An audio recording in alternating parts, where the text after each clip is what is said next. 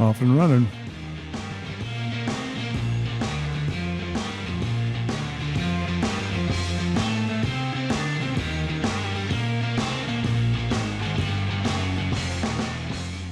Welcome again to another episode of Off Leash with Dr. Pete. I'm your co-host, Molly Van Branken, and we are not here to tell you what you want to hear. We are here to be an advocate for your pet. And in certainly nicer weather than we got back in Michigan. We're down here in Orlando at the VMX, which is the gigantic vet conference they hold every year in January. Yeah. We've been coming to this for a number of years. Your mother and I came to this, gee whiz, 45 years ago, something like that. Anyway, wow. Great conference. Yeah. Yep. So we sent out an email a little while ago about questions for Dr. Pete, and we got a lot of questions. Okay. So we are in this very awkward podcast setup after the show answering your questions because this is really the only place that I could find to do it. Yeah, it is. It's fine. So it is what it is. We're going to be answering your questions today. Let's get into question number 1. It's from Drew B. I have a 6.5-year-old healer with a liver biopsy taken just before Thanksgiving, showing elevated copper levels of 614. Has been on Voyager since July. I believe the copper is causing chronic hepatitis. He's been taking Ursidile. Ursidile. Yeah, it's a copper. It's a liver sparing drug. Oh my God. You're going to have to pronounce this next one. Mycophenolate? Oh, mycophenolate, Mofadil, and Denamarin. Okay. Having tried penicillamine beginning of November 3rd, doses have had a reaction to stop giving to him. I think because he's sick. Because I know that D-penicillamine, they don't eat on it. Well, D-penicillamine, it's really one of these things that, and I'm not going to tell him how to do this or what to do, but I think a lot of people have problems with giving D-penicillamine. I'd have to know how much his dog weighed and how much he was giving. Because a lot of times if you start them off at a higher dose, they can get sick. Yeah. So sometimes I'll take them off and, like this dog, you might give it once a day, 5 days a week or something like that, just playing it by ear. And that would help get the 614 is not all that high. It's high. And it's not crazy high. No, it's not crazy high. I know some dogs you've seen like 1,400 parts per million. We just don't know what this dog was when we started in July. That's what we don't know. So this dog may have been 1,200. Okay. And now he's down. He said that he wanted to know how he can start giving it again. Also, he tried reaching out to Sharon Center, but he has not had any luck. Okay, well, you got to give it on an empty stomach. Okay, that's the first thing you got to do. And you got to make sure that that your dog tolerates it, and I would start by just giving it once a day. Okay. And you might do that for a week, 2 weeks, 3 weeks, whatever it takes, and then try twice a day. But I would say my thing is usually 7 milligrams per kilogram twice a day. So if this dog weighed, let's say this dog weighed 30 kilograms, it'd be 210 milligrams, or basically 200 milligrams once a day, then twice a day. That's where I would start. He may be on as much as 300 milligrams or something like that for a 30-kilogram dog, and that's probably where we're having the problem. So Denamarin's a nice drug, does a great job, but it has some side effects. Okay. You ready for the next question? Sure. Linda H. Hi, my 7-year-old lab was diagnosed with copper storage disease at age 4. Gosh, that's super young. Looking to add kibble to her fresh frozen hepatic fish diet. The vet just took her off the chicken in hopes of reducing inflammation. Which of your formulas do you feel like would be best? She loves the ABC treats. Okay, if this was my patient, I'd probably, this diet is currently not on our website, but you can call and get it. I'd probably use the hydrolyzed pork diet. Yeah, the hydrolyzed pork is a great option. Yep, and I think that's probably what they ought to do here. I'm going to guess that would probably work as well as anything. That's one of our lower copper diets. It is. Yep, and we have a hard time finding fish that's really low in copper. Yeah. And that's been that way for some time now. None of our diets have any copper added, but certainly the lowest diet I think we have right now is the hydrolyzed pork, and I would feed that. And if that dog did well on it, I'd keep feeding. Yeah, I'd keep feeding that, and maybe you get into this, 6, 8, 9 months a year. And maybe you can kind of go off to maybe one of the other diets, like maybe the Pollock diet or something like that. Yeah. Okay, so next question from Mary W. Hello, Dr. Pete. What is your opinion about the new self-amplifying mRNA Novavax NXT? Novavax, yeah. by Merrick Vaccines. Yeah, For I don't dogs know and too cats. much. I don't know too much about that vaccine. I really don't. It's obviously gotten clearance. I think almost all the vaccines. I don't know that there's any vaccine out there that doesn't work, and everybody has a take on what would be the best way to do these things. And I'm going to guess that if that's the vaccine that veterinary clinics decided to use, that I would probably go ahead and use that. Well, there's a second part to this. You got to let me finish the question.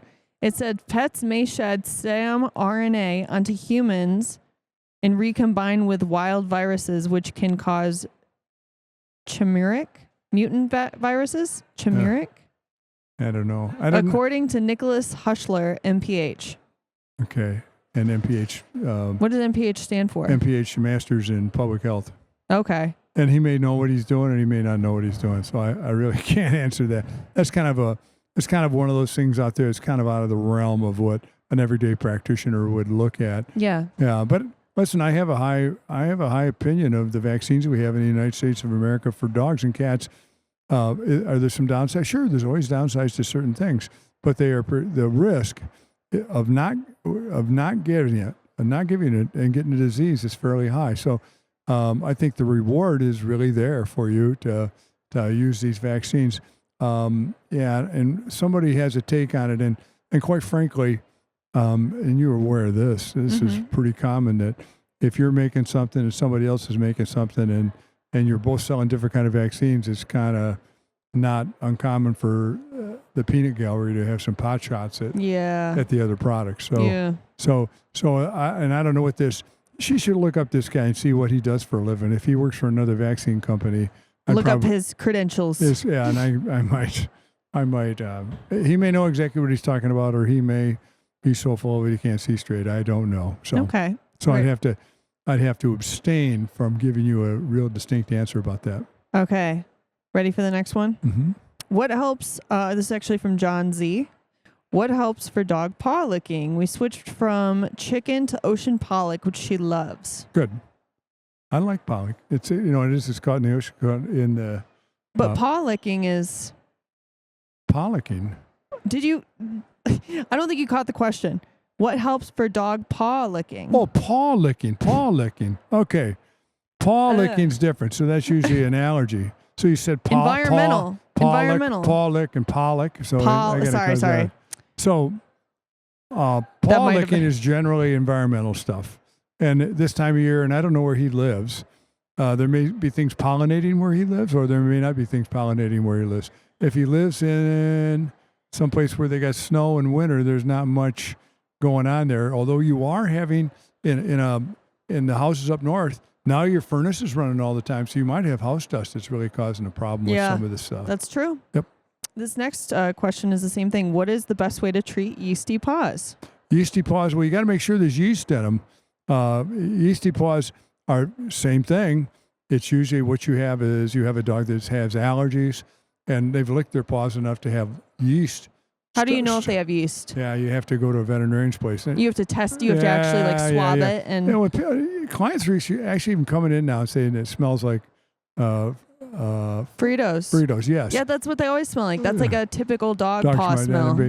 A typical dog smell. Yeah, I don't know, but the Fritos paws. The thing you have to do probably, they make a couple of drugs that are pretty good, Apoquel and Zenrelia, for stopping that paw licking. What about the apple cider vinegar? Well, you can, if you got the yeast, that isn't going to stop the itching, but it'll take away it'll kill the bacteria and the yeast on the paws. So that's what I've been telling people to do. Mix like half apple cider vinegar, half water. Well, we usually say white vinegar. But white vinegar? Apple cider, vinegar in general. Yep. But so you could do that, but you have to have contact for quite a while. Yeah. And I just tell them to spray it and keep it on the dog's paws for a while. Yep. Okay. That was from Elizabeth R. The next question is from Babs S. My Westie, who is a 2-year-old female, has been diagnosed with copper storage disease through the vet. She is currently on Royal Canin hepatic dog food, dry and wet. Her treats we give her are from Voyager. What other choices might I have to change her diet with for her condition? Well, there's two dog foods out there for hepatic concerns, and they both are not balanced diets. Both of them have a lot of fat in them. they are fairly low in. Is the Royal Canin the portosystemic shunt one? Well, they're both diets for portosystemic shunts, which is where the blood goes to the liver, but doesn't quite get to the liver and gets off the exit ramp before it gets to the liver. So what you're trying to do is you're trying to avoid the buildup of ammonia in the dog's blood system because it's not going through the liver and being conjugated. Right. So that's what they're trying to do with that. And so you're trying to supply the calories with fat as opposed to protein. Okay. Okay. Now, if she's doing well on that diet, she can stay on that diet. Although at some point in time, when this dog's better, then she should probably, I would probably suggest she be on one of our diets because really one of our diets would certainly be in that vein of something that she could feed. We complete and balanced, and you need complete and balanced diet. So the therapeutic diets are fine, but if they're not AFCO compliant, then you got some problems with, proteins or, whatever. And but I know that those two diets, the ones by Hills and the ones by Royal Canin, are really low in copper. Okay. They're lower than ours, and they wouldn't really actually make a dog food that would be certified or advocated by AFCO. Okay. And she probably has to have a prescription to buy that. But if that dog food works for her dog, she should use it. Is she on deep penicillamine, or she didn't say? It does not say on here. It just says that she has a Westie diagnosed with copper storage disease. Okay, well, I'd love to know what the number was for her copper. So we should reach out to her at some point in time and find out how high, in the biopsy, how high was it? How severe was it? 2 years old, that's pretty young. And I don't know if you know, but Westies are one of those breeds that gets it. Westies, Dobermans, Labs. Dalmatians. And Dalmatians, that's right. They're the... And really, to a certain extent, some of the Spaniels, Cocker Spaniels, King Cavalier, Cavalier, King Charles Spaniel. Yep. You I always ready? get that backwards. I must be dyslexic on that name anyway. I feel dyslexic today. All right. The next question is from Stephanie S. Hi, is there any update on fresh food recipes? My dog, Bentley, loves the kibble, but it makes him extremely thirsty, therefore drinks lots of water. Thank you. Okay, well, the fresh foods probably wouldn't make them drink water because they have a lot of water in them. They do. Yeah, and so those diets would probably be, and that might be the knock on those diets is they don't drink much water when they're on that diet because about 75% of what they're eating is water. Yeah. So they're getting a lot of water as it is. Yeah, so if we go out to a muskmelon eating contest tonight, and we won't be very thirsty when we get home. No. So, and those diets actually But have... is there any update on a fresh food recipe? For We're us? probably not going to... No. I mean, maybe dehydrated down... Maybe. No, I don't know. No? I don't know that that's going to be our thing. At some point in time, we might do a canned food, but at this point, we got our hands full doing the kibble. We have kibble, and we like kibble, and there's new kibble recipes coming out. Yep. So stay tuned. Yep. The next question is from Paula B. Does my 2-year-old dachshund who has... dachshund with copper storage disease? Yeah, they get it. What? Yeah. Does my 2-year-old dachshund who has copper storage disease need extra protein with your chicken kibble? Nope. Nope. Okay. Second question. That's got plenty of protein in it as it is. Okay. So it's perfect. Second question. What blood test will show if her copper values went down since being on Voyager for a year? ALT. Check your ALT. Yep, and it should... What does ALT stand for? It's a transaminase. It's a leakage. It's an enzyme that leaks out of.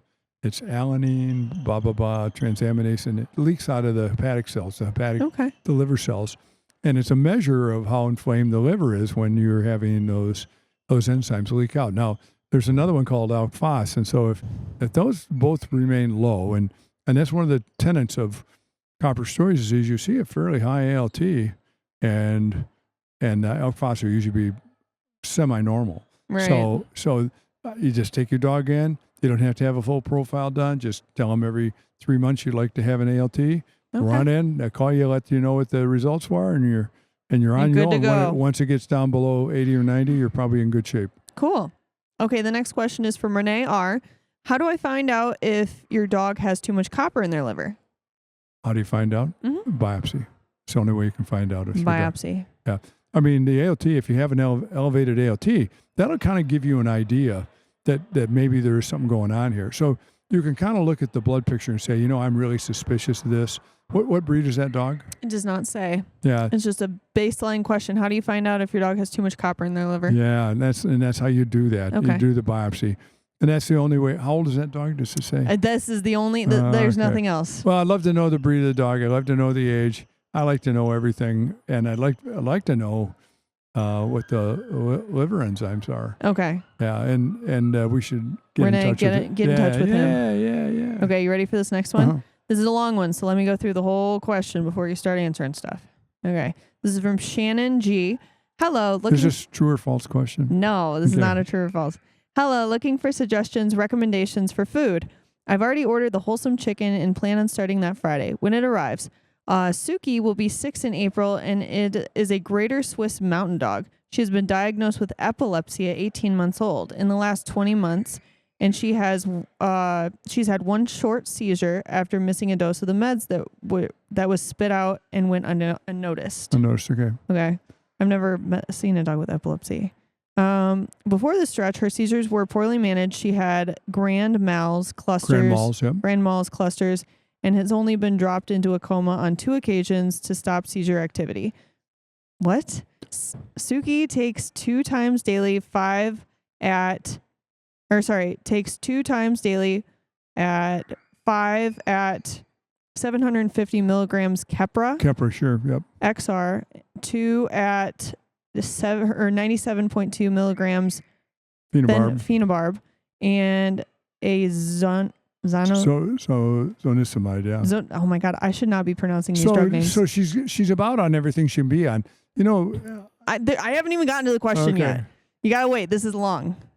8 months ago at the pharmacy, they switched her over to phenobarb from 3 at 64.8 to the 97.2 milligram tablet, but didn't change the dosage. We didn't realize the change at first. She got very sick with high levels for liver and kidneys. It has been adjusted to 2 like it should have been. Suki is very, very shiny now and went from 130 pounds to 115 pounds after the phenobarb mishap. We can see her ribs, hips, and spine. She has also lost a lot of muscle. It's heartbreaking. Feeding her has been such a challenge. She snubs food and has never used to be this way. Her liver and kidney levels are back down to a quote unquote normal high considering all the medication. And we do not feed with rosemary. She is allergic to beef and turkey. Trying to find a food that she will eat regularly and will be gentle on her system and hopefully help her gain weight and muscle back. Any suggestions would be greatly appreciated. Okay, so we'll talk about the 2 hydrolyzed diets we have. Those would probably be the best, and that would cost, if you're going to go ahead and feed something, and it can't be turkey or can't be beef, hydrolyzed pork, hydrolyzed salmon, both would be good diets to feed. Did this dog have a elevated liver enzyme before this all happened, or this is after? After it happened, yeah. And every once in a while in our business, we run into a dog that actually has food allergies, and the food allergies. Well, we see a lot of food allergy dogs, but the kind that would trigger an epilepsy. Okay. Okay. Because when you have allergies, you're going to release cytokines, inflammatory proteins, and when you have inflammatory proteins released, is that going to have an effect? Is that going to lower your threshold for having seizure activity? It sounds like what her dog has is probably idiopathic epilepsy. We don't know whether it's idiopathic. Idiopathic refers to the fact that we don't know what's causing it. So seizures of unknown origin. I'm going to guess this veterinarian, whoever this veterinarian he or she is, has probably done a significant amount of blood work on this dog and probably has come to the conclusion that there isn't really too much out of whack. How can a dog be dropped into a coma on 2 occasions? Well, that's what you do. They're having grand mal seizures, so you give them... you give them stuff to put them into a coma? Yeah. What? Barbiturate. Yeah, you put them out for an hour or 30 minutes or 40 minutes and that sounds scary. Midazolam or something like that. And Shannon, I'm so sorry. Yeah, you try to control that seizure so that if dogs are going to die of seizures when they have these clusters, when they have the clusters, they become extremely exhausted and they may die from exhaustion. What you do is you put them into a seizure. Put them into coma. A coma. Yeah. Ah! And I don't know. This would be another client that'd be. And listen, when they got when they got too much phenobarb's toxic to the liver. That's what excretes it. So when they doubled the dose on that or increased it by 50%, that's when they're going to have a problem with the liver enzymes, because the liver's just not capable of excreting that much material, processing that much material. So that's why they had elevated liver enzymes and every other thing. Right. I would love to see what the blood work was when they started. Okay. That would be fun to look at that. So we should call them. You should call home and have Celia figure all these things out for us. Yes, get a hold of Celia. Okay, the next question is from Kenneth L. He said, okay, I'll try it. I'm a breeder, trainer, competitor of Chesapeake Bay Retrievers. I just had my 4-year-old girl suddenly develop granulomatous hepatitis. Granulomatous hepatitis. ALT went to 250,000. 2,500. And bilirubin to 13. What's bilirubin? Bilirubin's when you break a red blood cell down, it gets conjugated to bilirubin. Then it passes through the gallbladder and the bile duct and into the small bowel. And so this dog probably has what they call cholangiohepatitis. This dog should probably have a biopsy of the liver. And so maybe he's already had that, and that's why he's describing this. And what does he really want to know? Okay, sorry, I'm not to the end yet. I got caught at bilirubin, and I was like, how do we pronounce this? Copper, and then the copper just under 500. Okay. A week in the hospital since then. She's recovered at home. Bilirubin came down to normal. ALT around 700. The food prescribed is the low protein and formulated for the liver support. I do love your no added copper chicken formula, but it seems higher in protein. Your thoughts on this level of protein and how it relates to the liver support? Yeah, well, you have to have a certain amount of protein to maintain muscle mass. Mm-hmm. And so... But granulomatous hepatitis, how is that different than copper storage? Well, you'd have to see, this is a dog you'd have to see the whole blood picture on. You'd want to see the albumin, the globulin, the total protein, everything. You'd want to look at that. Now, the fact you had 500 parts per million of copper in there, it's usually not the toxic level, but it certainly is a level to where you probably want to be on something that doesn't have any copper in it to prevent it from getting worse. Okay. How old is that dog? 4 years old. Okay, so that's a lot of copper for a 4-year-old dog. Is the ALT for 2,500, is that high? That's higher than hell. Really? Oh, yeah. What's it supposed to be at? Usually no higher than 125. Whoa. Yep. So this may have been an injury, a liver injury. Hard to say. Oh, that's that leakage enzyme. Okay. Yeah, so we don't know whether this dog got into something that's really toxic and really, for lack of a better term, pissed the liver off. If that's what happened, and the liver's extremely unhappy because of that, and it obviously is very unhappy, but his liver enzymes have gone down to normal, right? Yeah. And the total bilirubin's come down. Oh, do you want me to read it again? Yeah, that's already said. ALT is around 700. Bilirubin came down to normal. Okay. Still 700's high. How much copper do you have in there? Under 500. Under 500. Okay. Well, I can't really quite figure this one out. I don't know what they treated him with to get everything down to that level. And this could be immune mediated. Some of these granulomatous jobs are immune mediated. The body's decided to attack itself. Yeah, to attack itself. That's right. Okay. And he's mainly asking about the thoughts of our protein level. Yeah, I'm happy with our protein level. We have to make it for the liver support. We have to make a diet. That meets the AFCO standards, and so we do that by adding protein in. And we're really, really anxious as the devil if we ever get down to 23, 22, 24. That starts to get down to where AFCO's concerned about it, and the dog food companies are concerned about it, and the veterinarians are concerned about it. I think on a short-term thing, if he wants to be on a fairly low-protein diet, he can do that. But we don't know why. What is the source? Why does he have granulomatous hepatitis? What caused that? We're going to have Dr. Pete get a hold of you. Yeah, there you go. And see the blood work when we get home. Okay. Are you ready for the next question? Yep. For Dr. Pete in the podcast, I've heard a lot about AGEs and their negative health effects on humans and dogs. Kibble is extruded at high heat, creating AGEs. Yeah, wouldn't prolonged intake of kibble and AGEs have serious effect on an animal's health? Well, they may have made it. They may have made them fairly warm temperatures at one time, but they don't anymore. Everything's slow cooked. And I think just about everybody does that. And I can't speak for all the other dog brands, food but I companies. know We that do it. We yeah, do that's what slow we do. cooked at a low temperature. That's right. That's correct. Yeah, just enough to kill off bacteria, though. I did get asked that today. Yeah. They're like, so there's bacteria in your food? I was like, no, not quite. Would you ever consider adding selenium yeast? Selenium yeast. Or making a kibble for a large breed? What is selenium yeast? I don't know what selenium yeast is. Probably yeast that's, the problem with selenium in general is there's certain parts of the country that have a lot of it. It's a natural organic source of selenium produced by growing yeast. Okay. Well, the problem is that some of these foods are made from products or ingredients where they have a lot of selenium in the soil at that point. So there's some place out west where there's a lot of this stuff. And then there's certain places in the United States that are very low in it. Yeah. So do you want to have somebody that's getting a lot of selenium where they live and then getting more selenium in the food?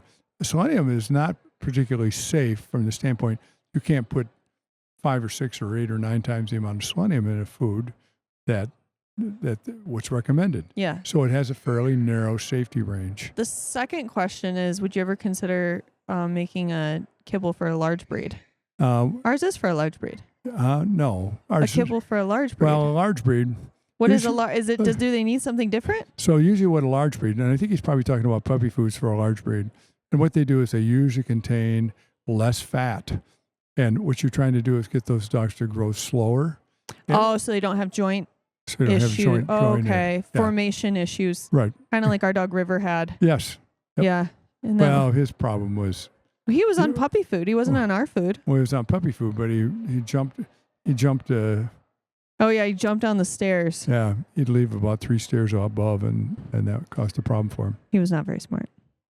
Okay, the other part of this question is, the kibble is a bit small for my dog. She doesn't chew but swallows it. I don't know what to tell you on that. I mean, we buy slow feeder. Yeah, probably get yourself a puzzle bowl, and use that. We make that so, sometimes it's like the big stuff's too big and the small stuff too small. So we make it kind of a nice, small, medium size. I've seen dogs. Actually, someone that I knew had a Great Dane, and she was telling me about how it doesn't matter the kibble size that I buy. My dog just does not chew it. Yeah. I think that's kind of a dog preference. It is a thing. And you're going to have a problem with those dogs if they eat too fast. Yeah. They have a tendency to get bloated and stuff. Yeah. Okay. In fact, some people actually attack the stomach so they don't Yeah, bloat. so they don't flip. Yep. The next question is, would you consider adding omega-3s to balance the omega-6s and also add more of a variety of proteins such as lamb or turkey?